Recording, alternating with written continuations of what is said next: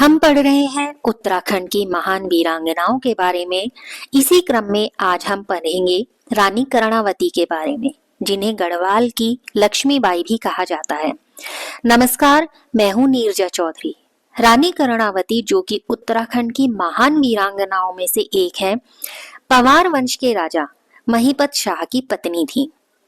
जब महीपत शाह गढ़वाल के राजा थे, तब 14 फरवरी 1628 को मुगल बादशाह शाहजहां का राज्याभिषेक हुआ था।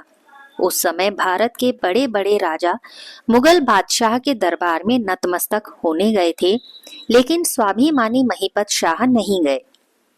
शाहजहां इस बात से बहुत चिढ़ गया। थोड़े समय बाद एक युद्ध में महीपत शाह और उनके वीर सेनापति की यानी अल्मोड़ा युद्ध में मृत्यु हो जाती है। तब महीपत शाह के बेटे की आयु मात्र 7 वर्ष थी और उनके बेटे पृथ्वीपति शाह को राजगद्दी सौंपी गई, जो उस समय केवल 7 वर्ष के थे। ऐसे में राजकाज का काम मां कर्णावती ने संभाला।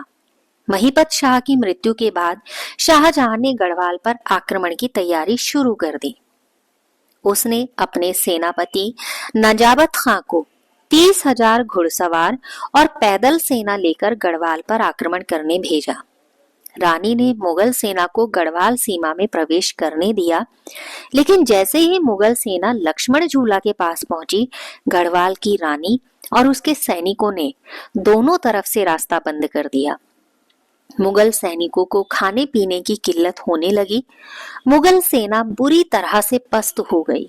उन्होंने रानी से गुहार लगाई और जीवन दान मांगा। रानी ने कहा वह सबको जीवन बख्श देगी, लेकिन मुगल सैनिकों को उसकी एक शर्त माननी पड़ेगी और अपनी नाक कटवानी पड़ेगी। जान बचाने के लिए मुगल सैनिक ऐसा करने के लिए तैयार हो गए। ऐसा सेनापति नजाबत खां ने भी किया।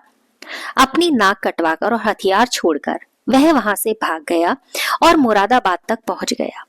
इस घटना से शाहजहां बहुत शर्मसार हुआ और नजाबत खां को भी बहुत शर्म महसूस हुई और इस कारण उसने आत्महत्या कर ली। उसी समय रानी कर्णावती की सेवा में एक अधिकारी दोस्त बेग हुआ करता था, जिसने आज्ञा का उल्लंघन करने पर नाक कटवाने की सजा दिलवाने में अहम भूमिका निभाई थी। शाहजहां हार को बर्दाश्त नहीं कर पा रहा था। उसके बाद उसने एक बार फिर आरिज खान को गढ़वाल पर आक्रमण करने भेजा, लेकिन आरिज खान दून घाटी से आगे नहीं बढ़ पाया। उसके बाद शाहजहां का बेटा औरंगजेब भी गढ़वाल पर आक्रमण करने की कोशिश करता है और उस पर अधिकार करना चाहता है, लेकिन गढ़वाल की विषम परिस्थितियों के आगे उसके प्रयास भी असफल रहे। रानी कर्णावती का जिक्र मुगल इंडिया में भी मिलता है, लेकिन वहां किसी के नाम का जिक्र नहीं किया गया है, बस गढ़वाल की रानी नाम से बताया गया है।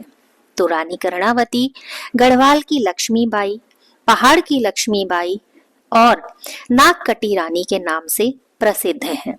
अगले वीडियो में हम फिर उत्तराखंड की एक वीरांगना के बारे में जानकारी लेकर आपके सामने उपस्थित होंगे। आप लगातार साथ बने रहे। नमस्कार।